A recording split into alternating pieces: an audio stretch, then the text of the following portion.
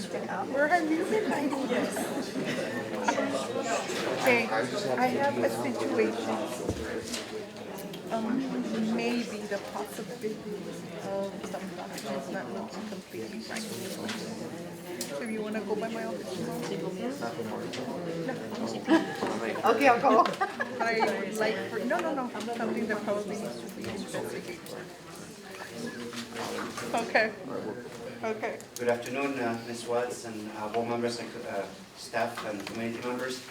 We are going to start our workshop, and we're going to start with Ms. Gonzalez and presentation on plan for healthcare. Yes.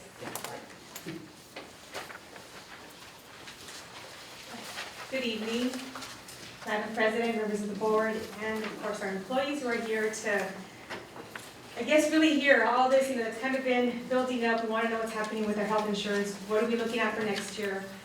We spent a good amount of time in the last, maybe like 2.5 weeks, really looking at the proposals that came in. I gave you a list of the employees that served on the committee, and they served both as review and rank, which means they tabulated the results in the RFP, but they also served as a committee to review different proposals and rates for next year. So it was a good 3 days of just nonstop coming back and forth and really looking at numbers and thinking about what's best for the employees. So the first day we met was last week on Thursday, and we reviewed all of the bids that came in. At that point, the committee asked for a best and final offer. And the folks at Gallagher went back and they asked the carriers to provide us with the best and final offer. We came back on Monday, we reviewed those best and final offers, and we're glad that the committee kind of pressured the carriers to do that because we got some really good second offers that came in. So that was a good move on their part. Then, at that point, they did review and they ranked the carriers. They selected a carrier that we're going to bring recommendation to you on Tuesday. Then what Gallagher did was they went back and they ran all the financials based off of those carriers' numbers, based off of what the carrier is expecting for us to have as far as claims and also with their discounts and with their administrative fees. So we did that, and we met on Tuesday. They reviewed those numbers, they reviewed plan designs, and they also reviewed premiums. And so with that, that's what we have for you today. They did have options to look at 2 different plans and also our current plan. It was a difficult decision for them to make because we could tell that they were torn. You could tell the weight of what they were doing was really weighing on them. But I think at the end they felt that this was the best route to go. And again, the recommendations. There is some room still to kind of look at things. We don't have too much time because we want to bring something to you on Tuesday. But at least you'll have a really good idea tonight of where we're at and probably the way that we're going. I'll call up Mr. Lou Arias, who's been working very closely with us and trying to get this worked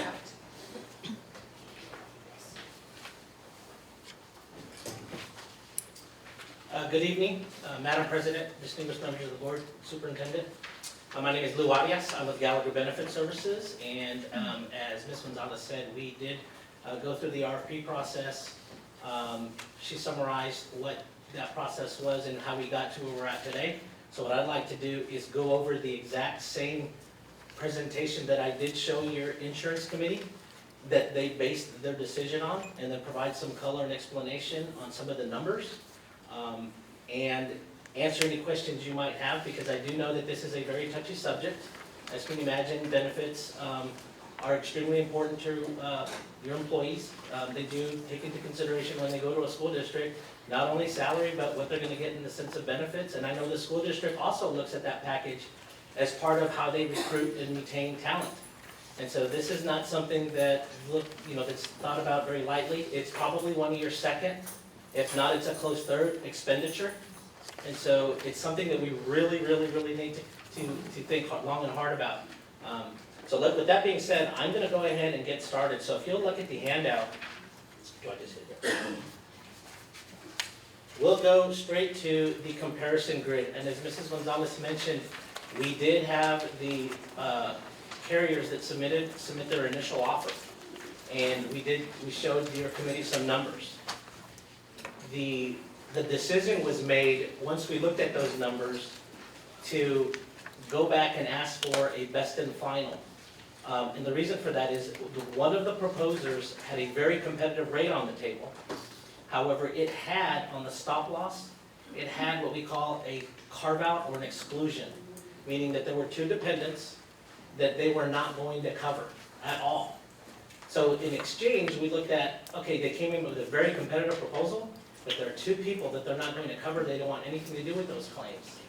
And so when you look at a very competitive proposal like that, the unknown is, well, if the district is gonna pay for those claims, we don't know what that number's gonna be. And so that savings is not really realized because it's the unknown. In the past, you all did have some lasers. When UHC came back in this last year, they accepted those lasers and rated for it. And so it really wouldn't have been an apples to apples comparison. So the decision was made to go to best and final, which ended up being a really good decision because they could have made the decision right then and there that night or that evening. Unfortunately, Blue Cross, when they came back, improved their offer, which I'm going to go over here. And then we went through the exercise of the numbers and the rates once we knew who the recommendation was going to be. So if you look at the comparison that I'm looking at now, we're going to look at two slides. This first slide shows the numbers based on the expected claims. And the second slide is going to be based on your maximum claims, because I want you to see the difference between the two. So let's start off with your expected claims.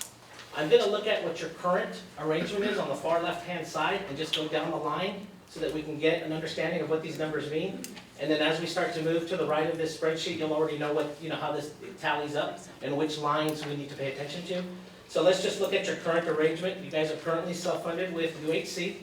Your pharmacy benefit manager is Optum, which is also owned by UHC. Your administration fee, okay, is $1.7 million.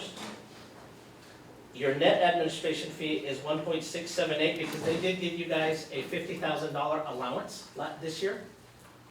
We look at your stop loss premium. Your stop loss premium is $2.2 million, and as you guys know, that's the actual insurance part of your self-funded plan. The district pays the first $300,000 on each individual. Once that person hits $300,000, the stop loss insurance kicks in, and any amounts paid over that, they reimburse the district. So that's the premium for $300,000. We look at, when we add all that up, your net fixed cost is $3.8 million. And we say fixed cost because those are your admin fees and the premium. Doesn't include claims. So those pretty much stay the same from month to month, and it fluctuates a little bit based on how often your enrollment changes. Your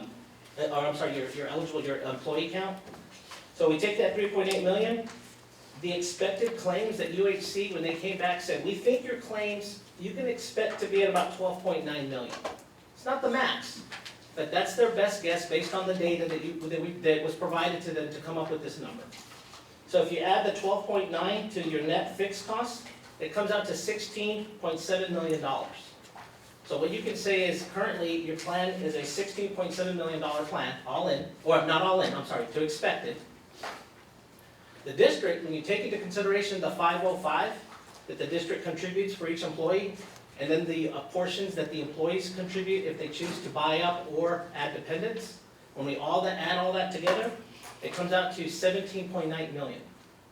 So when you look at what your current budget is versus what the difference of the expected, that's a difference of $1.2 million. Okay, so that's what these numbers indicate. Let me start moving to the right, and then this will start to make more sense to you, and that's probably where questions will come up. So if we look at their renewal, right, this is what they're offering going forward. They did come off on their admin fee, $1.3 million. They gave you the same $50,000 credit. The admin fee, because they did come down plus the credit, and that's out to 1.2. The stop loss premium, look at what it did. It went up. It increased. And again, keep in mind, this is based on expected claims, right? And I'll get into why that increased. If we look at the additional savings, when we take into consideration, this is an exercise that Gallagher does. You remember I told you we audit your existing program to see what your discounts are based on what they say they are, and what your rebates are based on what they say they are. And then we'll calculate and give you an approximation as to what we think that equates to. That's those numbers there in parentheses. That's why you don't see it on your current plan, because we didn't do that for your current plan. So, but we do it going forward from now on. And so that turns into $3.6 million. If we look at your expected claims, they're saying that your expected claims are going from 12.9 million to 19.7 million, based on the claims history that they have to date. If we look at your expected claim liability with runout, and runout, what that means is UHC is going to pay claims through the end of September. Your folks that go to, in that plan year, your folks that go to the doctor or incur hospital bills and medical expenses in the months of August and September, those bills are not going to be paid in this plan year because it takes them about 30 to 60, sometimes 90 days for those to be billed, and it hits in the following plan year. So you need to add that amount into the following plan year going forward. That's what runout is. And so when we add the runout, it comes out to about $23.4 million is now your expected liability, okay? And I'm emphasizing expected, and we'll go over what maximum is. So it is your, basically what it's saying is that's the minimum your claims are gonna be. Could be higher, but no less than, okay? We compare that to what the budget is, right? 17.9, that is a balance of $5.4 million that we are not funding to.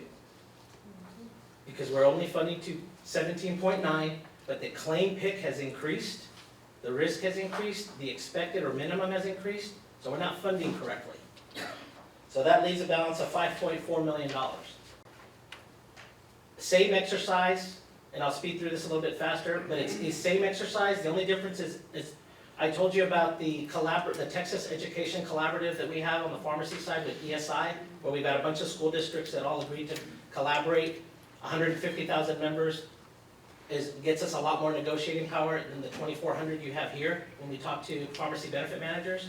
So they provided their proposal. So this is the same drill with United Healthcare, but we use the ESI PBM manager.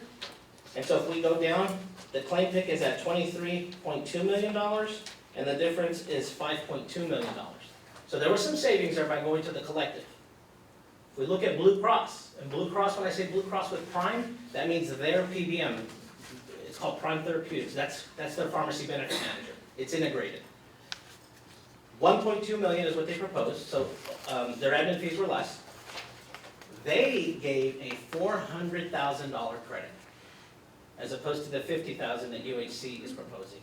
Now keep in mind, that $400,000 credit is for year one only. Year one only.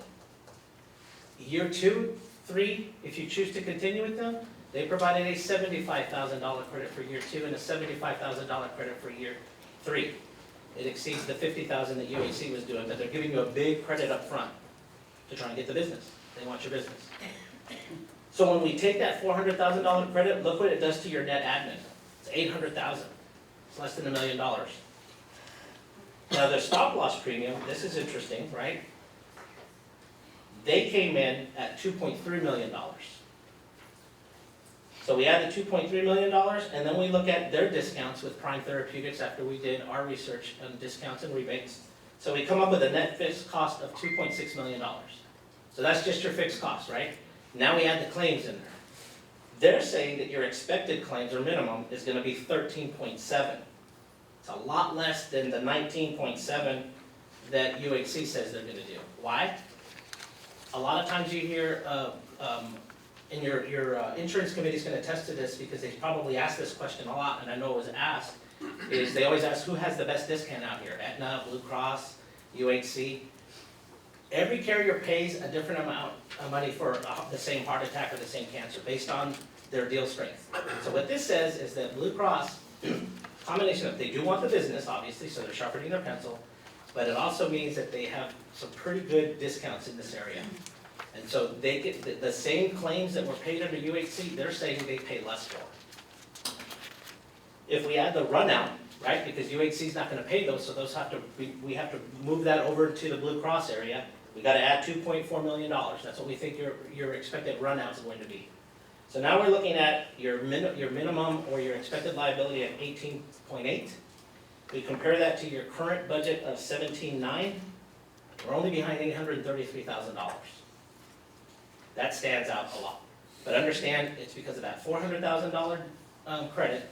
So you can add 500,000 or 400,000 to this next year, because I'm only going to give it to you one time, or 325, because you're giving me 75,000. And they're really coming in competitively on the stop loss. That's the actual insurance part. If we look at the same set of numbers, but we're going to not use Prime Therapeutics and we use ESI, same drill, but we put in ESI's discounts and ESI's estimated rebates, that number drops down to 496,000, so even more of a savings there. The last one is Prominence, which is a TPA. We can run down those numbers, but if you look at their net fixed, they did give some allowances. Their net fixed cost is $4 million, so it is much higher than some of the others here on this page. Their claim pick is at 18.1. When we add the run out, we're at 24 million. And that number is 6.6 million, and that's expected. That's a big gap. That's a big difference. Okay? So now here's where, again, this is based on expected claims. Flip the page. Your stop loss carrier gives you two numbers. Your expected, here's where we think you're going to hit. But here's the max, because it's insurance, right? You will pay no more than this. And after that, if you hit that, they pay the rest of the claims. So this is based on maximum claims. Okay? I won't go all the way down, but what we want to look at is your maximum liability. Let's start with UHC's renewal. They came in at 27.3 million. If we compare that to your 17.9 million budgeted, we have a $9.3 million gap or hole. That means we would have had to have stripped down the benefits to find $9.3 million in benefits, or increase the district's contribution, or the employee's contribution, or some combination in between all of that. That's a really big number to try and do that with.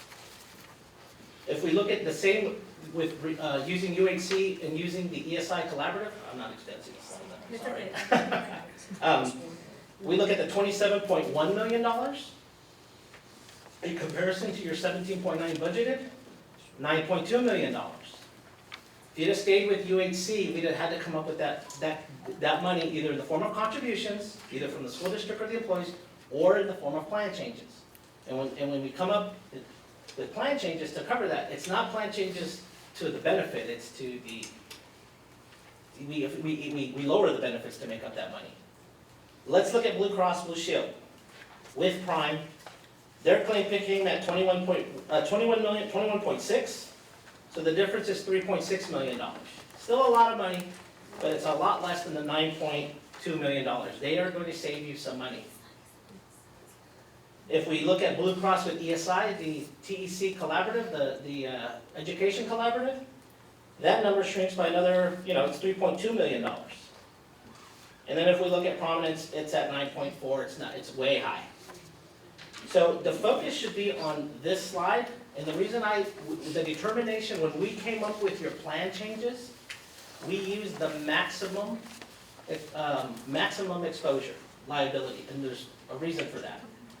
Is because when I look at your current claims, you are going to go over your expected. In fact, you are going to hit your maximum this year. So that means you didn't fund it correctly. And then we take into combination the extremely rich benefits that you have. And I'm not knocking the district. You guys were very generous for as long as you could to keep these benefits. They are very rich in comparison to other ISDs in the state. But we weren't funding it correctly. We were funding to expected. And we always went over. And that just carries over every year and it snowballs. On top of increased claim dollars.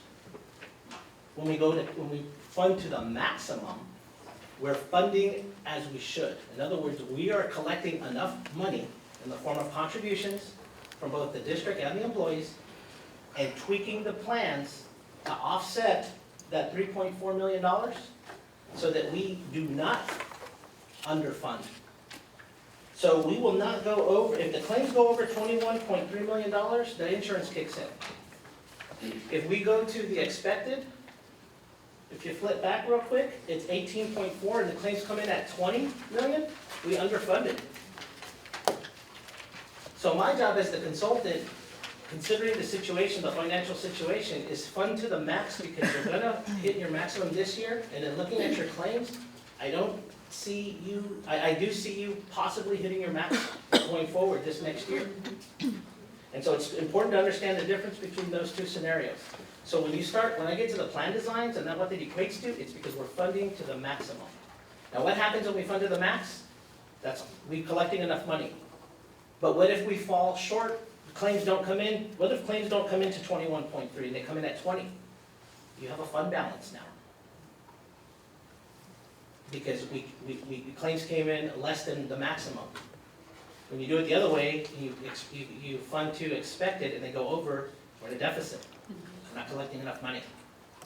We're not collecting enough money corresponding to the benefits that are being offered. Okay? So, that being said, let's flip the page. Move the recommendation from the committee after seeing all of this information and I will tell you, a lot of discussion. I will compliment the district in that, in working with your insurance committee, they are very well informed in comparison to some of my other ISDs. I'm not knocking the other ISDs because who understands this stuff, right? It's hard. But they are very well informed. We have folks crunching numbers right then and there. We've got folks that are running different scenarios. The questions that they were asking me were relevant questions. You know, they're not asking about co-pays and is this covered, is that covered? They're talking about maximum exposure, deficits, plan designs, how long can we sustain where we're at now? We want to keep benefits. We've been fortunate. They were having conversations like that. So they're a very well-informed committee that you have. And so the discussion, even though it was long, it was well worth the time spent. After going through that exercise, similar to what we just did now, my task was, okay, since we know who the winner is or who the recommendation is, I need to go back and come up with plan options to cover that $3.4 million gap. So we're going to look at what it's going to cost to keep your plan exactly the same and do nothing. So keep the $450 and the $750 and not increase any contributions. Then I'm going to show you another option that gets you all the way to cover everything. It's plus 23%, a lot. And then I'm going to show you something that's in the middle, that's going to get us to half of that 23, like 12%, which means that we don't increase the benefits that much, but we ask the employees to pay a little bit more. Understand, on all scenarios, the district did not change their contribution and it stayed at 505. So if there's any subsidy at all, dollar-wise, it's coming from the employees. And then option 2 from the plan. So with that being said, let's flip. So this is what it looks like. This is what it looks like if we do nothing. And we leave the plan as is, even if we fund to the maximum. We can fund to the maximum, but the funding doesn't match the benefit level. So if we do nothing, it calls for a 22% increase on the employee side, because we're not changing the funding on the district side. But we're not going to do anything, right? We're not going to change the plan value. It stays the same. So I need to find 21%. So if you look at the numbers there, here's how much, here's what they currently pay, $25 for employee only. We would have to increase it to $55.40, and it's a difference of $30.40. Some of your employees may say, that's not horrible, but we've got, if we continue going down the line here, it's the people that end up, that are adding spouses and children and family, they get hit really hard.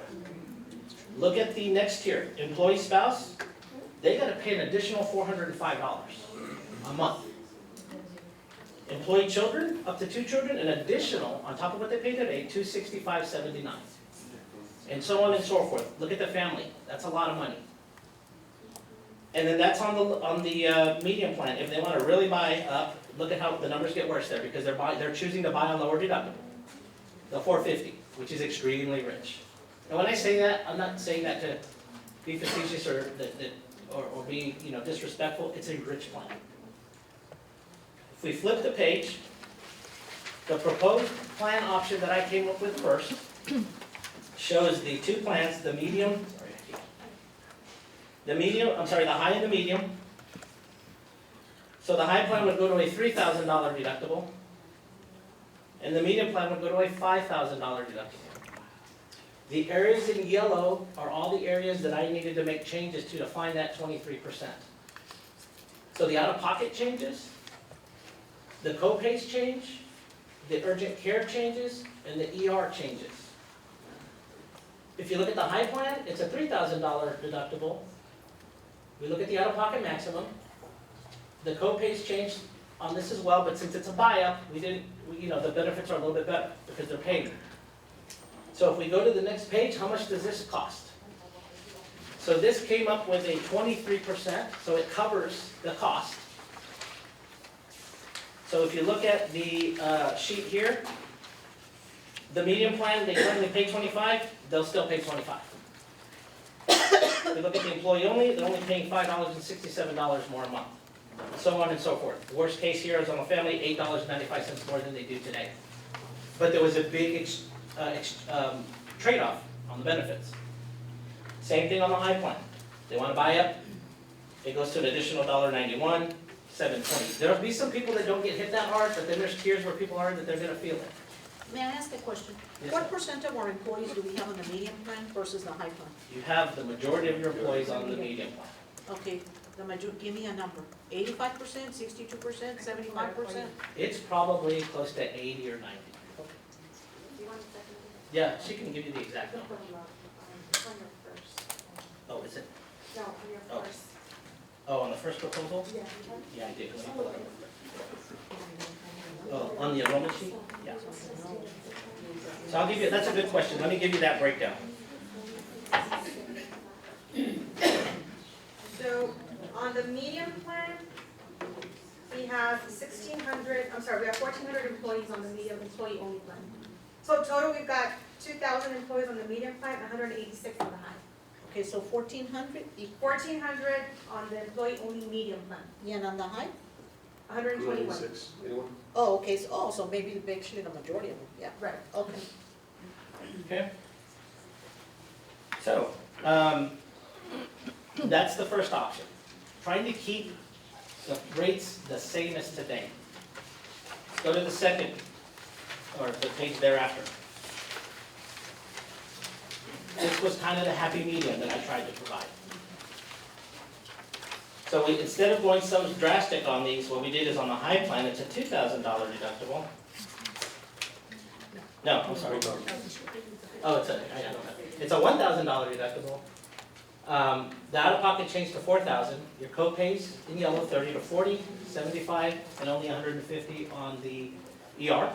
And then on your medium plan, which you have the majority of the folks on there, $2,000 deductible, 40, 60, 75, 500. If we flip the page, I needed 21.1, right? This gets me 12. So that means we gotta get the rest of it from the plan changes, which got us to 12, and then the other 12 have to come from the employees. So if we look at, they currently pay 25 for the medium plan. They're gonna pay 39, which is an additional $14.75. Employee spouse, an additional $196. Employee children, $128, $189, and $310. So not as much. I mean, a bit, an increase by only going halfway, making the plan changes a little bit more. I use this word lightly, palatable, because if you compare it to your existing, it's not, they're a far cry from where they are at now. But honestly, we can't compare to what you have now anymore. What is the deductible right now for the high plan and the medium? The medium plan is $750 and the current deductible is $450. So it's $750 for the medium plan currently, Correct. the deductible. Yes, ma'am. And for the high plan? $450. 450. Oh, that's a big difference. Okay. Okay. So this got me halfway. It was a happy medium. So then what this does is it gives the employees a decision. Do we keep the plan exactly the same, do nothing, we're gonna fund to the max, but you're gonna pay a lot of money for it? Then the new option would be, do we try and keep the rates as close as possible to where we're at now? Some of the other tiers did go up a little bit, but the majority of employees on the employee only, so we tried to keep it as much as we could. In exchange for, show me what those plans are gonna look like. And that's where you get the $3,000 and the $5,000 deductible. And then we showed them, what if we find a happy medium, and not so high a deductible, and are you willing to pay a little bit more to offset that? And that would be option 2. So I will tell you that there was a lot of discussion, and of course, everyone's situation is gonna be different, right? But as I mentioned, your committee, very, very well informed, very educated in the fact that they were also taken into consideration based on their decisions on their campuses that they represented. They weren't just, yes, they were looking at their situation, but they also made lots of comments onto who the folks they were gonna be in with this. Yes, sir, did you have a question? Well, I had a question on the deductibles. Yes, sir. I've run into this personally, whether they're in-network and out-of-network, the way they're classified, are we gonna run into that situation? Or are we going to, when a claim is submitted, is it all gonna be in-network unless it's? Good question. So the plan design that you have today, and what we're moving forward to, there's only an in-network benefit. You don't have an out-of-network benefit. So to your point, they go to the list of providers, it pays the benefit. Okay. If they do not, there is no benefit. And your employees have been on it and have adapted well. You're gonna have some outliers, right? And then you're gonna have some scenarios where it wasn't the employee's decision because they were whisked away in an emergency and they don't ask you, hey, where do you want me to take you, right? And they don't ask you which pathologist and which anesthesiologist, and we deal with those on a one-to-one basis. So that's covered in-network? It's covered with an in-network benefit, but then they've got to negotiate with these out-of-network providers that don't have a contract. And they can potentially, let's say we negotiate, I'm just gonna use easy numbers so we can understand. Let's say it's $100 for anesthesia, they're out of network, that's what they're charging, and the in-network rate is 50.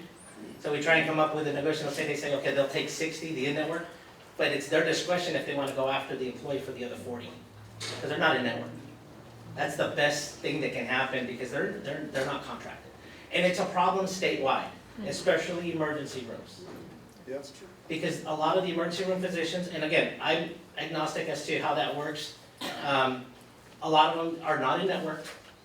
Same thing with the anesthesiologists and what have you when it comes into a hospital. So we have to treat those on a one-to-one basis. But for stuff that's scheduled, where there's time, your employees, if they use the plan correctly, they're guided to use in-network providers, unless they make a personal decision not to. Okay? I mean, we're not telling employees where they can and can't go. They're given the benefit, they're given the list, and they decide where they want to go, based on the financial impact. Which option did the committee lean more towards? So Option 1 or option 2? the committee chose option 1. Now, there were some folks that were looking at option 2, and just out of curiosity, said, well, can you tell me what your decision was? No judgment, just why. And the overwhelming response that I heard is that they want to keep the money in their paychecks to take home. In exchange for, I'll pay the deductible if that happens to me. We had 18 members the day that we voted for the plan design, and 17 went with option Option one. Option one, yeah. With the That's higher a lower premium, With a higher higher deductible. Higher deductibles. Yeah. No one took, let's keep it the same and pay way more. And we Right. only had one take option 2. And like I said, it was a long discussion. Good, great questions, all different scenarios. And then they took consideration, take home pay, people's different, the different types of employees, you're gonna have your professionals, paraprofessionals, and then your ancillary, auxiliary employees, and how much they make, and so there's a lot of discussion. Yes, Do we sir. have an estimate of how many employees actually utilize and fall into the deductible scenario where, we have some employees that never get sick, never go to the doctor, Great never go point. to the emergency room, and then we have others who end up constantly at the emergency room, how many of our employees fall into that That scenario? would be affected by the deductible. Right. We can run those numbers, I don't know, we'd have to get UHC to run a report, but I will tell you this. To your point, the discussion was, how many of you in here have only gone to the doctor 3 or 4 times because you're relatively healthy, right, knock on wood? Then the deductible isn't a factor because you have your co-pays. The deductible comes into play when you have something that's chronic or heart attacks, cancers, and what have you. Because that's hospital bills, advanced imaging, surgical procedures, stuff that's done outside the office visit. Angie, what is our copay if you go see a doctor for a flu? you know, we're, Currently, yes, currently on the meter plan, it's $25. and we're going to be going up to 30? So it's 40. 40. 40. To help offset some costs. Now, the other discussion that we took, and this is where we need to start implementing some education to your employees, is that you also have a virtual benefit. Now, it's not to replace your primary care doctor. Absolutely not.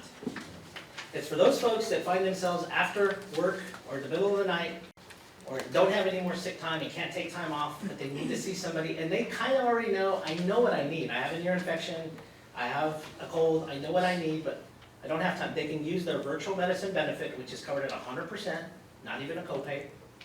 By phone, they're triaged. If that nurse practitioner deems it necessary, I cannot treat you, you do need to go to the doctor, they'll send them that way. But if they can't, they'll call in the prescription and then go pick it up, which is really what they need. But it is not meant to replace your primary care physician. How about the claims for that virtual consult? So the claims for the virtual consult are less than if you went to the provider's office, and the district is gonna pay the 100% of those. Now, But I how do- much is that? I'd have to check what the negotiated is amount, because UNC's negotiated amount is gonna be different than what Blue Cross proposed. And so now we're digging into, Because I've had some patients that have used the virtual and they end up, you know, they were misdiagnosed Correct. and mistreated as far as undertreated with antibiotics or whatever the purpose was for the consult. and that's why I said it's. So it's like, okay, are we utilizing our monies correctly, and how do you, who's the group of the virtual treating healthcare provider, and are they qualified as far as like, how often do they, and what insurance companies are they utilizing? So we can ask those questions, but your Blue Crosses, your UHCs, your Aetnas and Uniteds of the world, all your AM best ratings, companies, all go through a credentialing process, because if not, there's a huge liability if somebody decides to go, after a doctor that's attached to a network. Right. So safe to assume that they've been properly credentialed.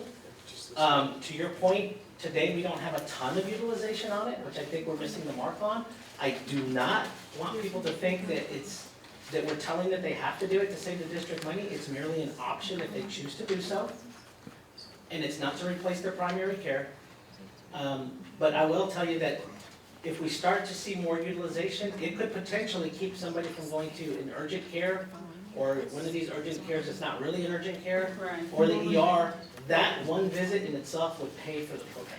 Yeah, because the South Texas healthcare system has ERs everywhere, where their fees are just exorbitant. We've seen $8,000 stomach flus. Yes, and they don't even treat the patient ends up in the office. And I also wanted to mention, like, with the list of providers and network, when you all are, whichever way we go, as far as a lot of physicians or offices have late hours, or also they have on-call.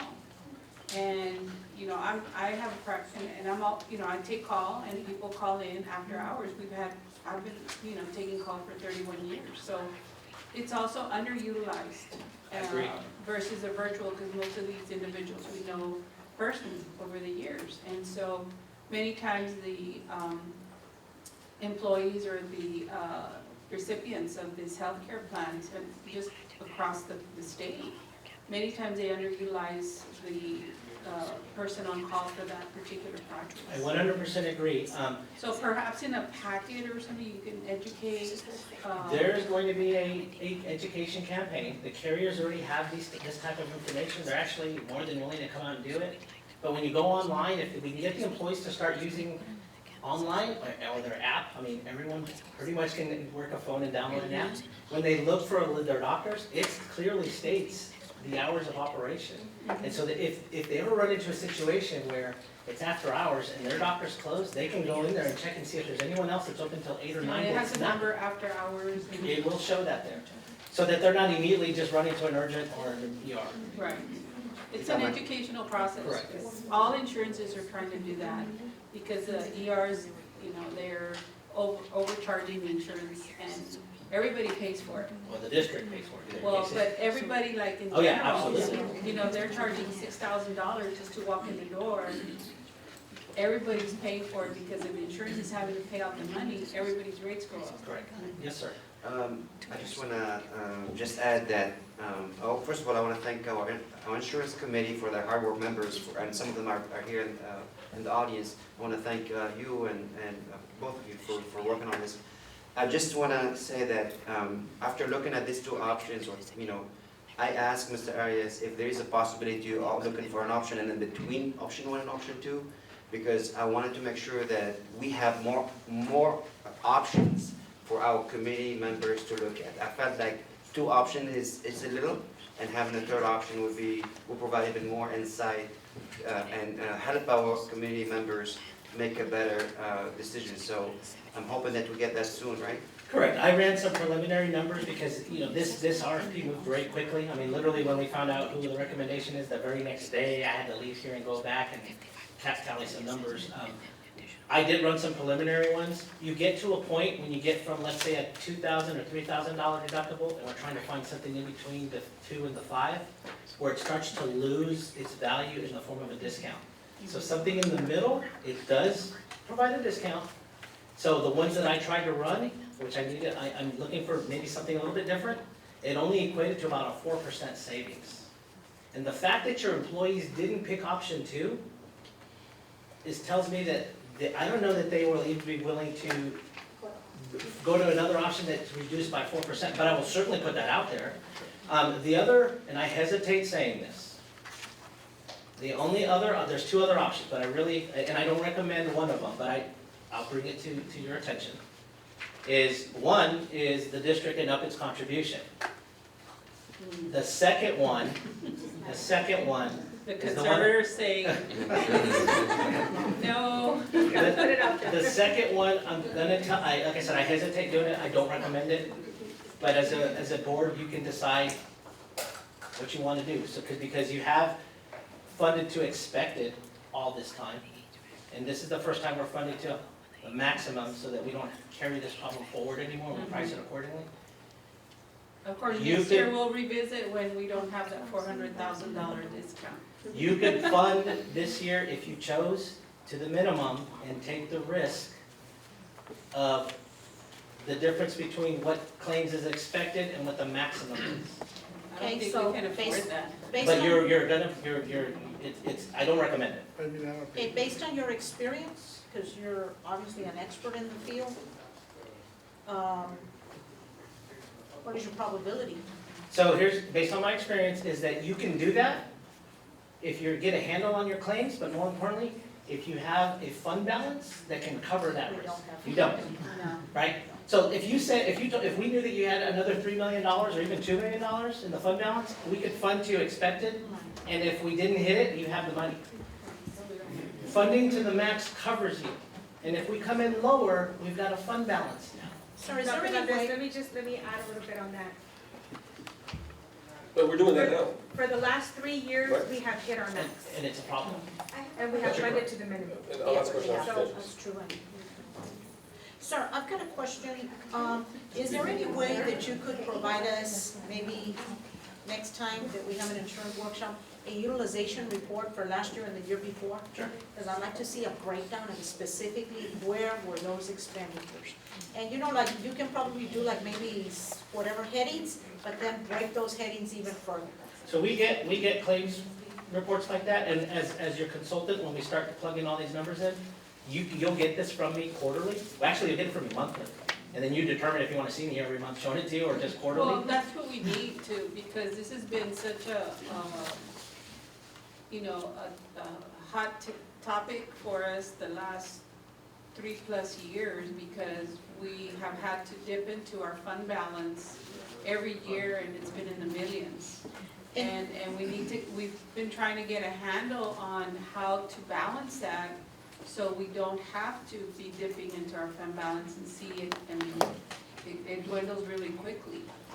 One of the things that I'm starting to cut in, so a couple of times I've gone to the doctor, and I'm just saying this because as employees, and we're worried about insurance, we're really need to be careful with our claims. Excuse me. I'm sorry. We are only having a workshop. Oh, okay, for I'm them, sorry. so, Okay. that's fine. It's not a, yeah, It's not a public meeting. It's not a It's not a public hearing. public meeting, so we're just having this. It's a public meeting, but not a Yes. public hearing. how does Donna ISD compare to surrounding districts as far as our contribution for the employees? Great question. Somebody asked that in the insurance committee meeting. Again, I applaud your insurance committee because they asked the right questions. They know how this works. And so in comparison to my other districts, 505 is high. Exactly. It's higher than most of my districts. I've got some districts that are in the middle fours and the high fours, and some lower than that. But their expenditures are probably a lot less too. They're all, well, they're all over the place. Some of them are not. And as we speak, I'm doing the same exercise with other ISDs, and they're in the same position and scenario where we've got to raise some deductibles and there's concerns, and we're looking at, do they need to increase their, but to your point, some of them are running a little bit better, and it's plenty. But some of them are not running well, but they simply can't afford to increase it. So you either do it with a plan change, or you ask the employees to pay. And we've had this discussion, right, year after year. I mean, last year, Westaco ISD covered their employee, but not the family. And so the employee, there was no way they could afford their family. A spouse was $800 a month.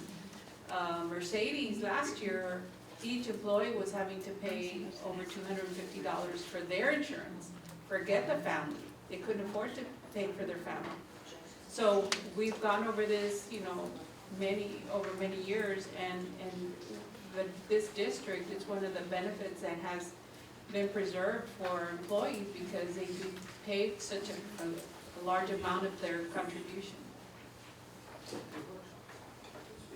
Right, and I think if you were to, I don't know if you can do it, but maybe you can do a valley-wide comparison so that we can see, because I think the last time that I saw one, actually our employees are very fortunate because we pay a huge amount in comparison to surrounding districts. But it would be interesting, that way our employees can see a Certainly comparison provide of that that, as well. in the future here, and certainly going forward when we do this exercise again, so that we're very informed. I can pull that data together, it'll take me a little bit to get it together. I can pull some stuff, some comparisons based off of TRS, but it's usually for the year before.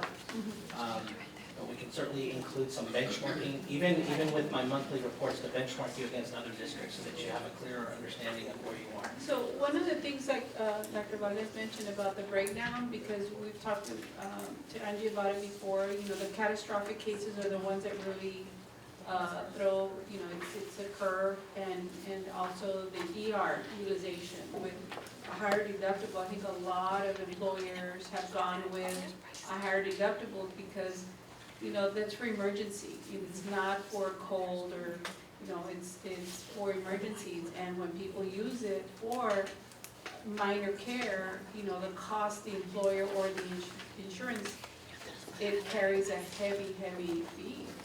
This is all part of an education And campaign. it's an education process, yes. But it does help. We had discussed this over the past, and there was always a high ER utilization that really led to a lot of the charges and cost of the district. So unfortunately, sometimes I'm tasked with telling you what you need to hear, not necessarily what you want to hear.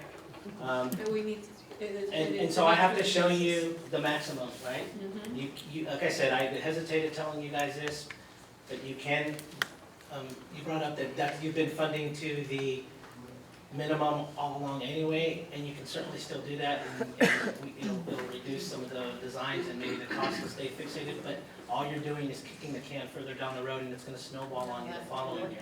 I have another question regarding like the coverage of in-network rehab facilities, because I know as part of another organization that I'm in, we're having to look at the costs and how the dollars are spent. And some of the rehab facilities charge a lot higher than others. And you're talking about, you could end up spending $50,000-$60,000 on a rehab, and another facility can do the same work and provide the same service and quality. And now they're going based on their star measures and et cetera.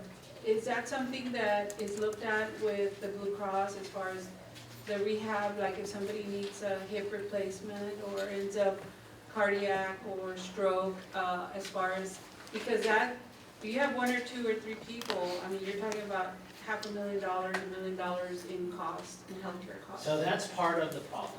I mean, I think we can all relate that healthcare is one of the few industries that we know the exact cost of the service until after it's performed. I mean, when we go to a restaurant, we don't order off the menu and then find out what it costs afterwards. And with healthcare, it's different. And then you throw in every hospital charges something different, and then you throw in on top of that, every insurance company has a different negotiated rate for that rehab services, and they could be. But So- there are websites with the. I was gonna say. Because Edinburgh Regional gave us a presentation at one of our meetings, and the different costs versus Rio Grande Regional as far as like gallbladder surgery. Some of the information is available through There's the websites. There's information out there, and again, your committee talked about this as well, because they also talked about how do we bend the cost curve. And they actually brought up education and stuff like that, and so we told employees that they need to look at their healthcare the same way they shop for everything else in their life, and they need to call around and ask certain facilities, because they're consumers, right? So if you're gonna need a knee replacement or some rehab services, and you call and say, how much do you charge for this? I'm with Blue Cross Blue Shield. Mhm. Or you call Blue Cross Blue Shield. Yes, that's the best way, is to call Blue Cross, and they Because know. they're gonna give you an approximation, they're not gonna give you the exact dollar amount, because it's proprietary information, and they don't wanna give away what they're paying, Aetna finds out, and then they go to the hospital and say, why are you charging them less than me? And Exactly. So, but it can be done, you're correct, it's part of the education process. Folks need to use their health insurance the same way they shop for anything else. Okay, sir, so in summary, you're saying that the committee basically preferred the Blue Cross Blue Shield with ESI, the one that shows a different budget of 3.2 million, and then they leaned down with option number 1, which has minimal increases in the employee, like 42 cents, $5.67. Can you just you have a question, or you've been waiting to? It's okay, I'm waiting for everyone to speak.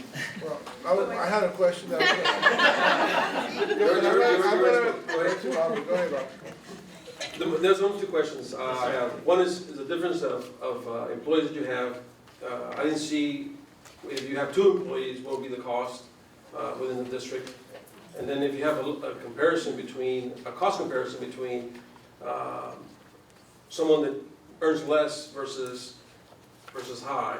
Because you just mentioned a while ago, it was 181 people that pay the high end, then you have the medium end. Well, obviously, you know, the administrators probably be able to pay the higher end versus the medium end. But it doesn't show the difference between the 2 employees. That's one.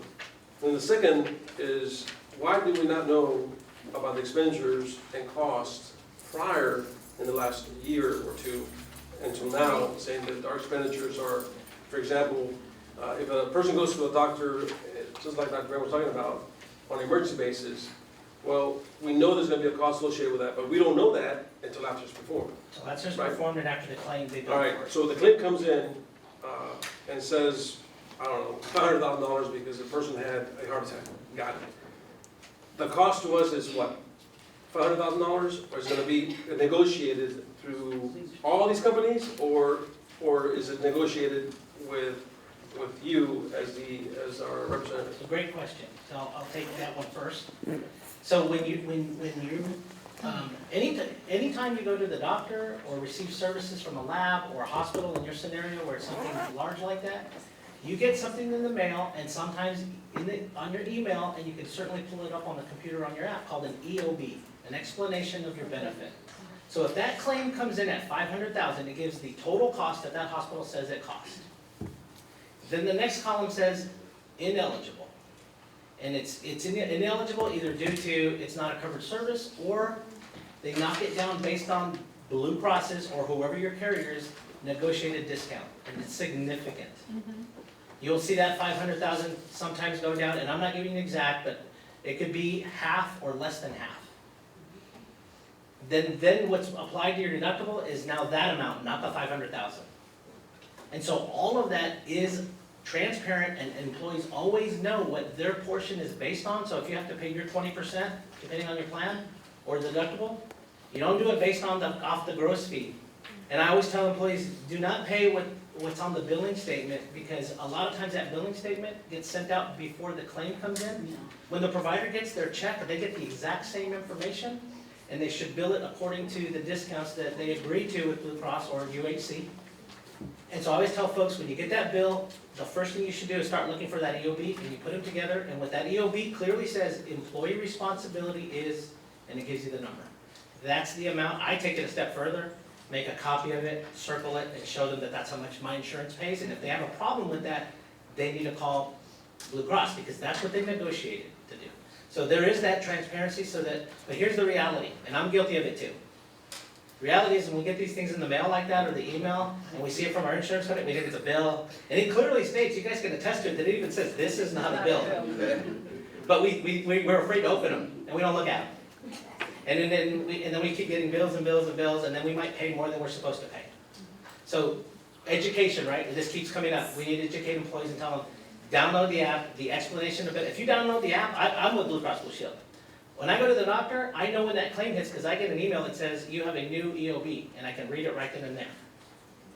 So, that, it's extremely transparent there what the employee is paid, so that they don't overpay, and that they know that they're getting the discount. But they have to do the calling because that's confidential. Correct, correct. We have access and I'm kind of laughing because I was walking through the scenario, we've done that several times for employees. They come in with a bill and it just doesn't seem right. So we pull up the EOB, we print it out and we say, no, take this back to the doctor. It clearly says a different amount, or it clearly says 0. But they get them in the mail, they just, they take them from, So to your second point, I do have some school districts, not a lot, that base their deductions on the plan on salary ranges. So for example, I want to say Austin ISD used to do this, and there's one other district that does, where they say if you're an administrator, or they just put a dollar amount, if your salary is between 50 to 100, here's your deduction. 50 to, up from 30 to 50, and then the lower rung, and the deductions are based on a ratio of what they actually make. Deductions or premiums? They're premiums and what they end up paying for the plan. The premium, the plan still costs the same, right? But it's based on what that person would make, and then of course that decision, it's a lengthy process because you want to make sure it's fair.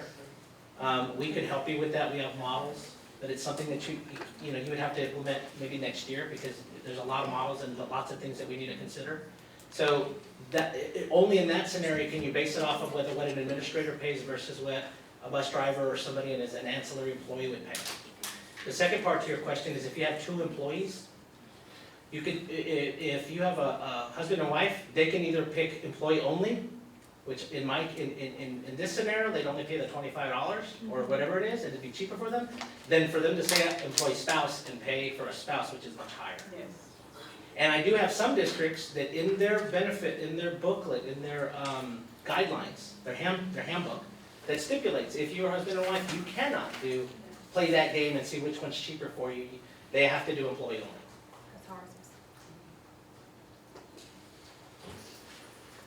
Yes, sir. I guess this is my final question is, you gave us 2 options, option high plan and medium plan. Okay, is there a way that we can have I don't think that he gave plan A and plan 1 and 2, and both have high and medium options. well, yeah, there's. Well, I actually gave you 3. Leave it as is and pay.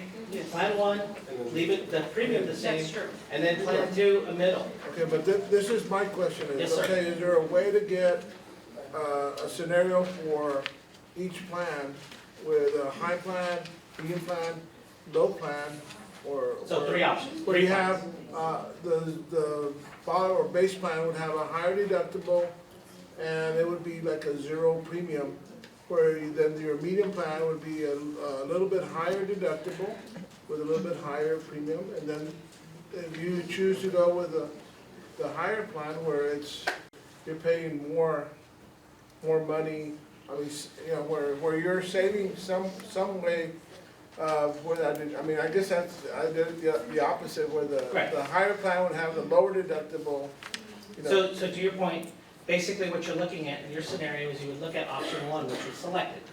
In order to not pay anything or close to the same, this is your higher deductible, and it would have to be $5,000. That's not gonna change. The only way that'll change is if you kick in more money, the district, or we fund it differently, which I don't recommend. And then anything thereafter, you're asking the employees to pay for it anyway, so we could add a third plan in there, but it's not, I still think that the majority of employees, based on how they voted, And they're gonna all stay on, they're doing that now. They're all on the low plan. Right, and I think that having to go through this all over again, we don't have the time. For one, we have to vote on it, because we have to make a decision. And to have the employees invest more time on that, because I know they've talked about, you've all talked about it, right? That I think this is the best that they've recommended. They're representing the district, right? All the different campuses. And Right. so, to answer that, Val, I mean, I think they've talked about it and tossed those ideas around, if I'm not mistaken. And to have them go in the time we have left, I don't think that's possible. And I think that everybody, I mean, the committee, especially the committee, and of course, the people in charge, have done an excellent job being very thorough and explaining and bringing these plans to us. And to me, I think that's basically what we all need to hear because of the timeline that we have.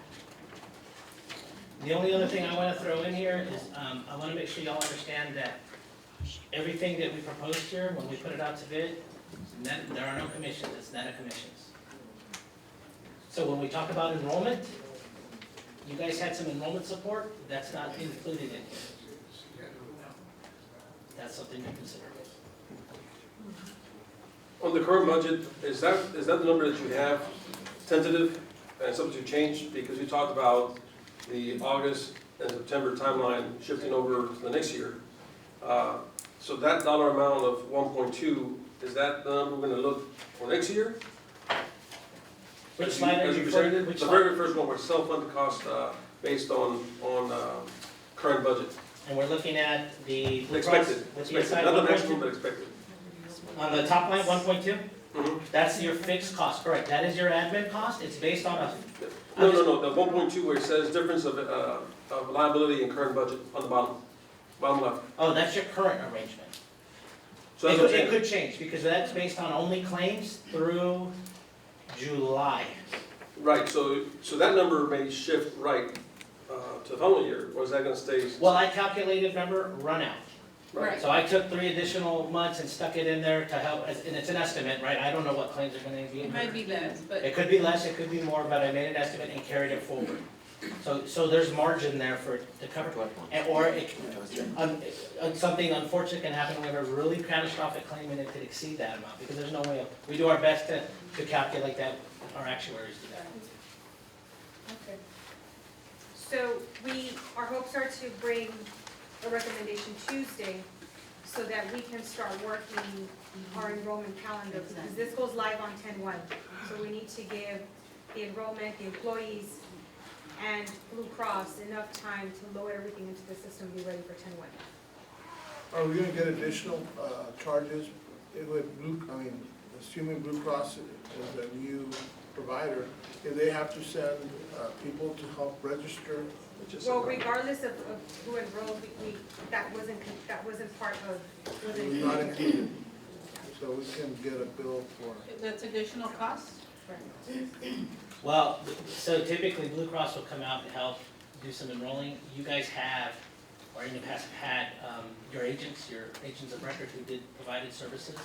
And that's how they typically get compensated. But because of the situation that we were in financially, we wanted to look at the numbers, and we had a discussion to remove that piece, and then have the discussion that if you don't put something back in there, then you're gonna be lacking that support unless the district is willing to do that work. So Because the agents are gonna come in and help? if there's no compensation built into it. Okay. And who decided on that? The committee? It was a discussion that, no, it was, I think, right after, when did you start? right after we got the contracts, like in Right. late June, So, early well, July. but who decided that we were not gonna do that? So we had a discussion, and I think we can go back and revisit. The discussion was that for the past agents at least, right, the agent of record, there was collection of excessive amount of commissions. That was from the voluntary and involuntary, so we want to put a stop to it because that's, end of the day, that's our district's paying for it. So we wanted to put a stop to some of that and make it, but we want to make it fair. So we have to go back and look at what can we do, but not excessive. because that money is coming from our staff and from our school district. So that's the conversation. So we're gonna go back and look what is fair. It's a fair, I guess, compensation for the agent of record who will be helping us out get this stuff done, but not excessive, not being abusing. No, I agree, but, So the board should have been notified at least to know that we Yeah. don't have an ancient record, right? No, We voted on this before, did we not? we have them, yes, sir. No, we do have them, and. I'm saying the choice of not doing it, whose choice was that? No, sir. And can you explain how they get compensated? Because they get compensated, I think, it used to be at some point, $5, is it $5? So in the admin fee, there is a fixed amount per employee per month that gets paid out for our agents of record, and there's also a percentage of the stop-loss premium. Currently, with our current plan, our current contract, there are commissions being paid out. I think it's, off the top of my head, I think it's $1.25 or $1.50 per employee per month, and then I believe there's 0 commissions on the stop-loss. When the bid went out, it went out at 0 commissions for the stop-loss and 0 per employee per month. Well, this is the previous guys we had before, was it not? Or do we still have the same agent of record previous, or with the new ones? We have new ones, yes. Right, so the previous ones, that's what I'm talking about, so we're still paying that individual? No, that stop will be, when the new ones come in, the old ones they don't get paid more, and the commissions go to the new ones. Dr. Izzy, I have a follow-up question. You said that the previous ones that we had charged an excessive amount. What is the dollar of excessive? Define that more in monetary dollars. I know that we had to, I know that the excessive was over $100,000. And we actually took some legal, I cannot discuss it because it's actually going through legal stuff, Okay. but we actually taken some actions. This was last year, right, 2018 to 2019, right? With the previous consultant. Part of 17, 18, part of 18, 19, yeah. Can you just restate the percentage of our employees on the medium employee-only plan? Just So restate if I that. give you the employees, or would you like the total headcount, including dependents and spouses? No, it goes back to Dr. Valdez's question. What percentage of our staff are like employee-only, or selecting the employee-only medium option? Well, you have 1,487 taking the employee-only of the 2,300. Okay, of the 2,300. 1,487 of the 2,300, okay. 62%. So the Oh, majority. I'm sorry, let me back up. It's 1,600, because I'm adding the high. Did you just want the high plan, or both the high, or just the medium? Just the medium? Just the medium, so it's Employee 1,437 of the 2,235. And I think you said employee only, right, Ms. Sabrina? Yes. Correct. Mm-hmm. So you're saying that's about 62% that are opting into that Into the medium. employee-only medium, okay. Got it, thank you.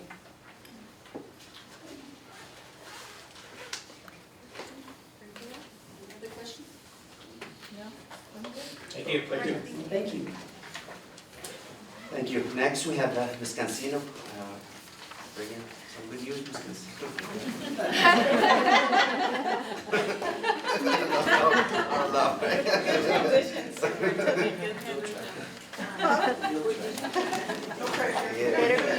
No pressure. The time is 6:43. Sorry. I'm so sorry, you're next. Okay, now we have, I'm running through this fast today. Have Ms. Cancino to do The budget, yes, budget workshop. Yep.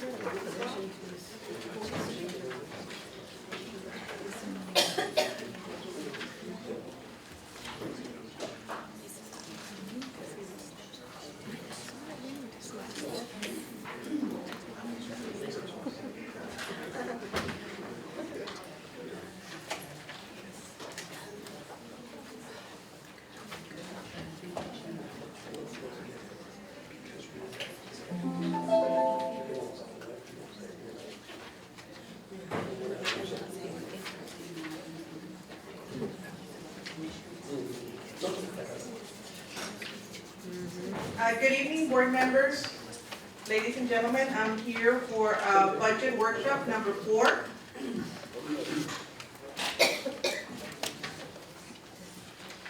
Some of the items that will be discussed today are the House Bill 3, teacher pay increase requirements, property tax relief, property values, property value lag. It is a new indicator on our first report, so we're taking care of this requirement in this budget workshop.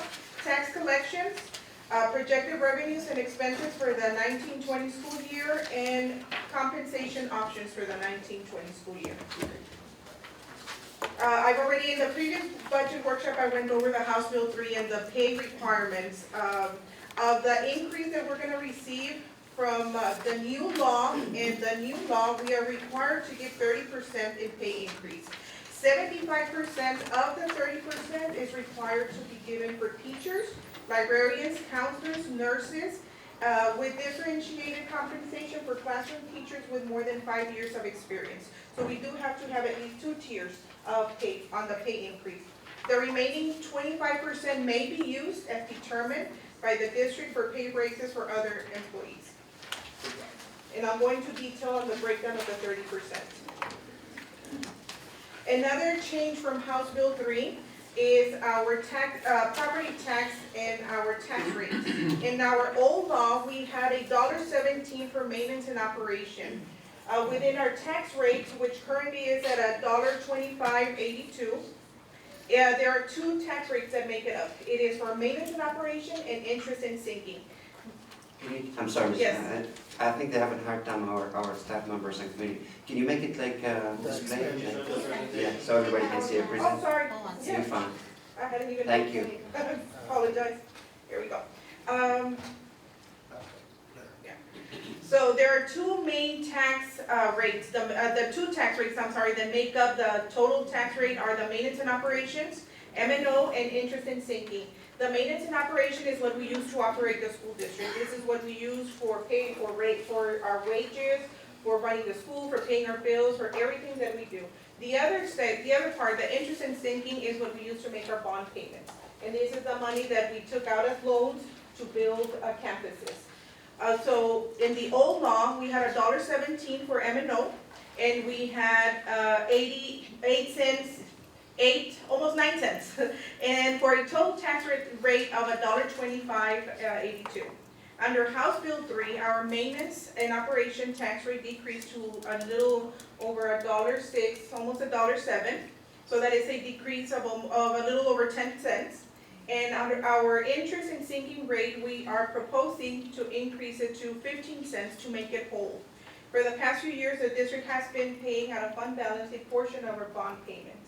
So since the tax rate is going down overall, this would be a good time for the district to make the INS rate whole again, and that would be an increase of 7 cents. Still netting a decrease in the overall tax rate of 3 cents. So everybody should see a decrease on their property tax or bill. This is a new requirement for this upcoming year for the first indicator, so we're taking care of it in this board meeting. We have to present to the board the district property values and the funding lag that takes place, and it needs to be within 20 days of adopting the budget. We will be adopting the budget on August 27th. There will be a public hearing for that. So we are required to show the difference or the lag that we have in property values. And basically what they want us to do is to explain to you how our property values work compared to funding. So what happens is we get our certified values from the appraisal district, from our local appraisal district, and we got them this year on August 1st. They certify to us an amount. We use that amount to calculate how much tax collections we're going to collect, how much taxes we're going to collect for the upcoming school year. The state portion uses a different amount from a previous year, so you're always a year behind when it comes to property taxes. So the more property taxes you collect, the less state funding that you receive. And an example that you see here, from our local property taxes, we use $1.4 billion, and the state used $1.396 billion to fund us. The year after, you'll see that the local property, here are, locally, we use 1.4, almost 1.5 billion, and the state used 1.4 billion. What happens here, and you see that as your property values increase, see here at $1.4 billion, the state gave us 118 in state aid. The following year, our property values increased, so our funding from the state decreases. So that's basically what we need to present and make the board aware that there is a 1-year lag. Now this requirement for the first was before House Bill 3. Now that has changed. Now they're asking us to use current year also for the state, but we don't know the number because the state won't certify till February. So we are playing a guessing game, and it's a very, very, very important number that we try our best to estimate it. So this is how we came up with an estimate of the number that we're using to build our revenues for next year, our state aid for next year. So we compared 3 years that we have in historical information, 2016, 17, and 18. We use our CAD grand total net taxable value. That first column, that's what we get from the appraisal district. Those are our locally certified values. The 2019 we received on August 1st. So that's the number that's very important to us because off of the number we have to estimate how much the state is going to certify.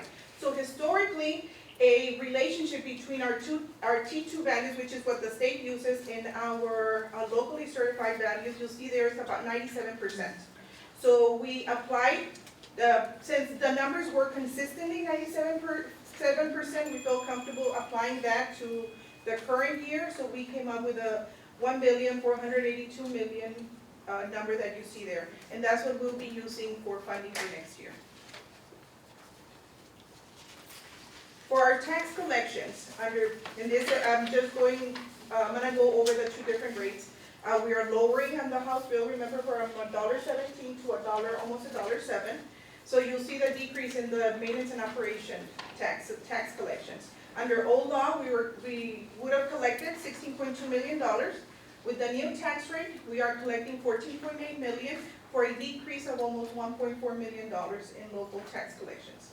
On our interest and sinking, we are increasing because we're increasing the tax rate to make our INS whole again. So you see overall, we will be collecting $416,000 less in property taxes for the upcoming year.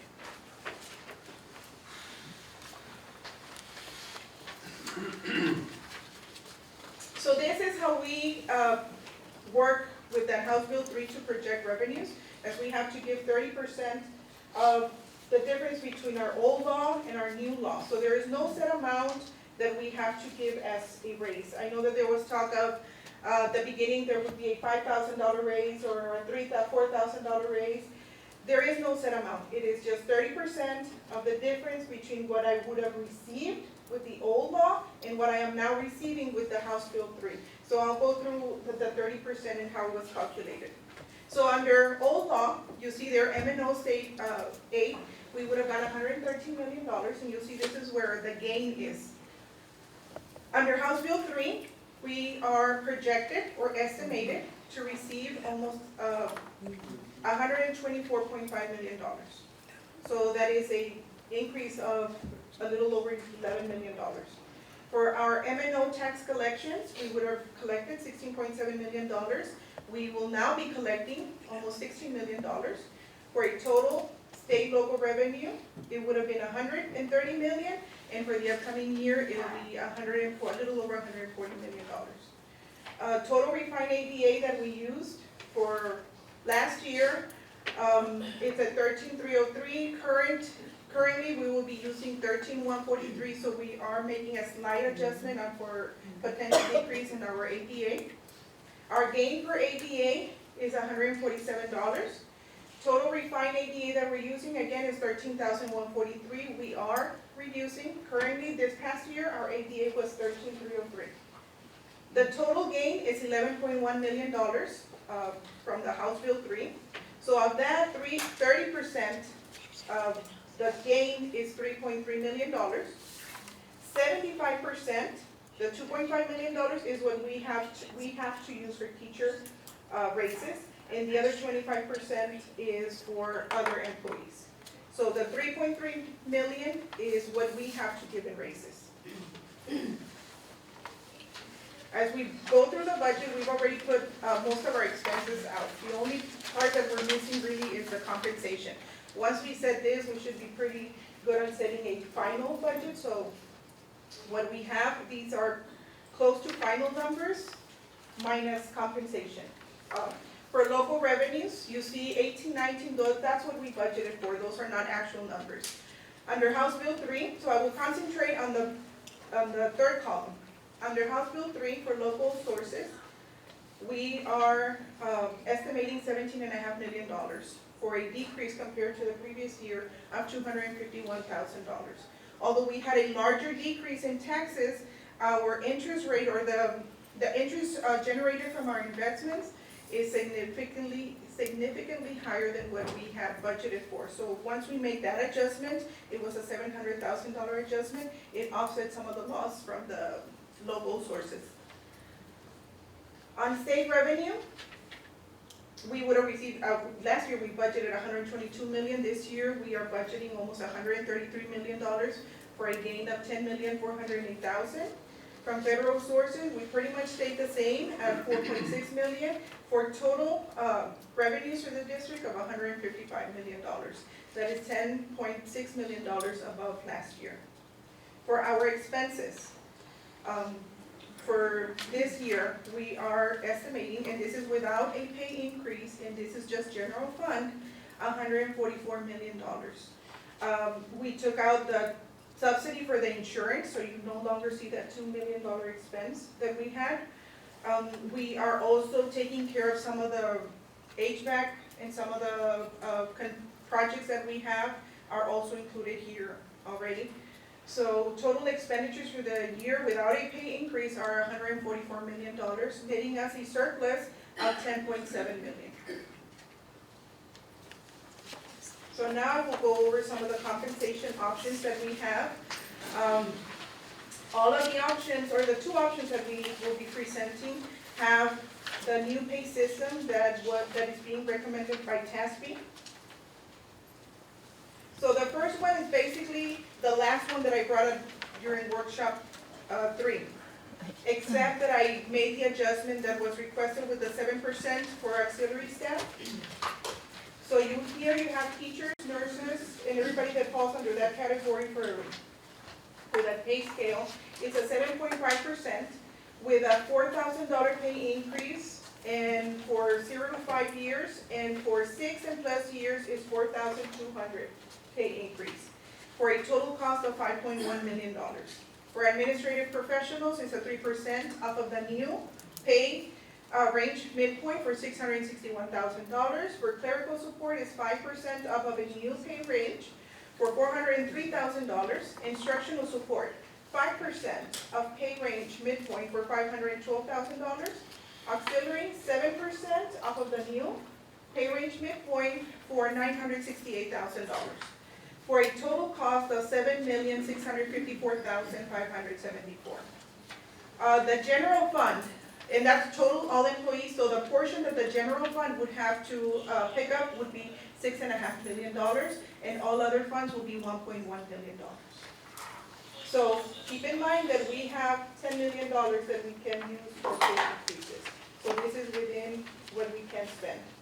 This does not account for an increase in benefits due to a higher wages. We would have to be paying more benefits. So that's not included in these estimates.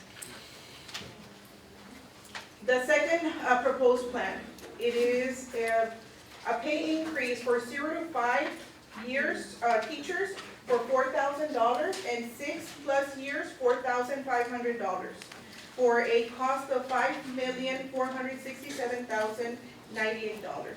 For administrative professionals at 3.5% for a total cost of $781,934. For clerical and instructional support, it would be 5% off of a new pay range midpoint for $403,708 and $512,229. For auxiliary personnel, it is 7% off of a pay range midpoint for $968,654. So the difference on these two options is that the second one has a little higher for 6+ years of experience, up to $4,500. Plus equity adjustment, so it's at least everyone would receive, if you're from 0 to 5, you would at least receive $4,000. It may be a little bit more depending on equity adjustments. And so it applies also for the 6+ years. You would at least be getting $4,500. I think most of them will get more. Yes, Most of our teachers will get. yes, with the equity adjustment. So that would be the minimum that you would be receiving. So yay, good news. So for a total cost of $8.1 million, the general fund would be picking up almost $7 million of this cost, and other funds would be at $1.2 million. So what is the starting pay on that option? Is it the same? It's 50,000, yes, on both of them. Oh, and I have the scale here. This would be the new scale. For 0 years, we will be bringing our pay from $46,250 to $50,000. Thank you, Ms. Cancino. I just want to add, if you have my, the equity adjustment will apply to everybody, including all bus drivers, including everybody will be, so the equity adjustment applies across the board. I want to make sure that you're all aware of it. So when you see a 7%, I'm sorry. When you see a 7%, it is off of a new midpoint, so it's already increasing. Most of them by at least $1 on that amount, and then it'll be 7% on top of that. Plus, it'll be equity adjustments on top of that as well. And that's why the cost is more expensive, because you saw earlier, Ms. Cancino, really, what HB3, because people are like, oh, HB3. Well, HB3, technically, we only spent $3.3 million, right? But we spent over $8 million in raises, because we understand that we didn't give a raise for the past 3 years, and also the equity adjustment that was so needed. So that's why we feel like it's important to do it, and we go moving forward, hopefully, after our board approves it. Ms. Cancino, I want to commend you. You've done a phenomenal job. I've been tracking the entire value raises. That's going to put Donna at the top. All right. That's what I'm going to do. That wasn't wrong. Just to put this in perspective, our standard salary for a teacher will be higher than McKenna. I think you heard me saying that before. I know it's not higher than it was, it's close, very close, but the goal is really to continue raising the bar, right? And making sure that we are in the top with our pays, because that's how we can recruit and also retain our best talent here, right? We take care of our staff. And also, you know, it's fiscally responsible. We're not giving all the money that we're gaining. We'll still have money left over to take care of projects that are needed as, yes. You know, our HVAC, roofing projects, playgrounds, so we'll have money left over to do some of those maintenance. Yeah. So you're saying, Dr. Valdez, even, I know Sue, probably you're thinking about this too. So even though other school districts are doing, you know, good pay increases, we're still that and then some, is that what you're saying? Well, what I'm saying is, like, they're posting them on the newspaper, on the news Right. media, so I'm tracking all the schools. And right now, I think leading was Mission with 4,000 pay increase, with her going with 4.5 for those that have 6+. That's gonna put Donna at the top. I think, I'm sorry. As far as the raises. I think we will be in the top. I mean, maybe next to maybe, I think BSJ may be the only one maybe close to us or at the same level was for the 4,500. I don't think anybody went above 4,500. I don't think any. Well, I think somebody did, but it was for the teachers that are 21+ years or something like that. But there's not very many that fall in the category, yeah. Thank you, Doc. But you know, the thing, and I know Ms. Cancino kind of keeps us grounded, right, with money and stuff like that, because they don't want us to get in trouble. That's why we waited too long, because as she was saying earlier, it was very hard to predict or project. Some school district, they had to make this early on because they had a July 1st fiscal year, and so they had to do that. But they took a big risk, because this money has to be sustained moving forward. And as you know, we're gonna be losing, and not just us, every school district from going year 1 to year 2 based on House Bill 3, we're gonna be using what, $1.5 million, so right, from this year to next year? Just automatically, because that's set up already that way, right? Am I correct? So we have to calculate all that, put that, take that in consideration as we do this math and figure out how to best give, you know, the raises. to our So teachers. you're saying on our teacher pay scale, our starting salary is 50. 50, but it's as high, it's one of the Higher top than two. McAllen? No, I was talking about the raises, like the No, four. I'm talking about like in our new pay scale, given all the other districts, I- we're, I think the highest would be, I think, the one I saw, and I could be wrong, because things can change, right? They adjust things and I don't, I think the highest is 51,500. at the highest The starting. highest starting, so we are 50, and we get in there, because we were like, I think, $3,000-4,000 lacking behind, so we are catching up. Okay, Rather quickly, we catch up really quick. I mean, we're not there, but got it. getting closer. Should put us up there pretty quick. Yes, but we're higher than McAllen, I can guarantee you that. I know that, I think PSJ, maybe possibly, was like about 5,100, 51,500. Yes. Excuse me, sir, we're just having a workshop, I'm sorry. Yes, sir. The only question I have is we're talking about property values, and I know we're looking at revenue coming to our general fund, and looking forward, future races, as the superintendent has alluded to. What properties do we have that if we were to sell and reduce that cost and get more money in from the state, would that help our district? Or would that hurt our district? Properties that we, To say there's a property that is not being used by the Donna ISD, which we have one right now that's not being used. it really has no major effect on Yeah, that one sounds the, like- no, it has no major effect on the district. So no, even if we make any money out of that, it still doesn't. I mean, a major effect, no.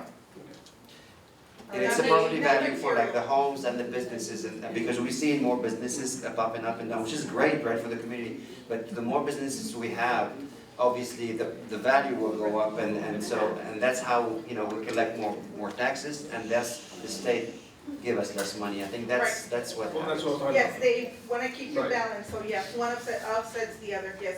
But when it comes to school district, we are not part of the tax, value that we tax because we Yes, that's don't value. pay property taxes, right? So the only gain would be on the actual sale of the property.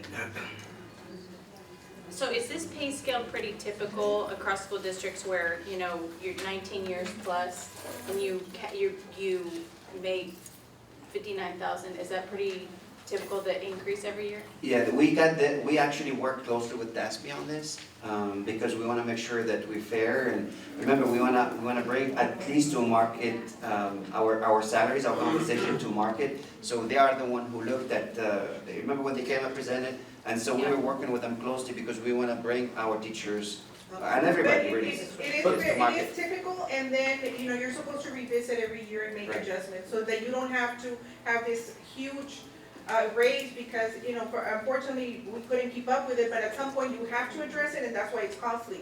So it's best practice to, every year you kinda send it back to TASB, and they redo this for you, and you keep up with the pay. I seen it when it stops at 25 and some stop at 30, some at 20. But it's, again, this is something that we developed or has worked with DASB. They are the one who help us develop based on best practices and what other districts are. So we're looking at 7.5% across for both plans. Given the districts as a whole, I don't think they even came to 7.5, it was 7.1, talking to Dr. Valdez, I think that's the number that you probably looked at overall. So we would have an increase by 0.03%. Yo, you're talking about auxiliary? No, Teachers. totality. I'm talking about the teachers' salary. Teachers, librarians, Yeah, for the teachers, it will be the teachers, librarians, counselors, and registered nurses, all in that category as Correct. well, of the teachers. Our counselors are part of the AP scale. The 4,500, I'm sorry, go ahead. So not the counselors? No. Okay. The $4,500 will equate to actually more than 7%. Right. Yes. Will actually be closer to 9% for some of our teachers' salary. Wow, yeah, that's right. Surprise, Wow. don't 9%. hold Keep on to going, it. keep going. Just kidding. Yes. Good job. Good Any job. questions? Awesome, very good. Thank you, awesome job, man. And that's all I have. That's all we need. Thank you. We have been waiting for this for a while, so good things come to those that wait. Yeah. You did a great great job. Saving the best for last. They're both good. Yeah, right, but it is. That's what. Insurance is always like, but it's still like, Time is 7:09, and I call this meeting to order. Will you stand for the pledge, please?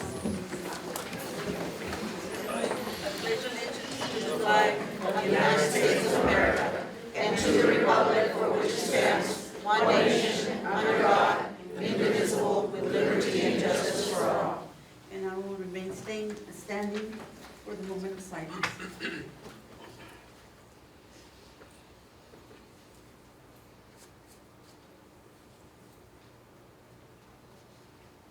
Thank you. You may be seated.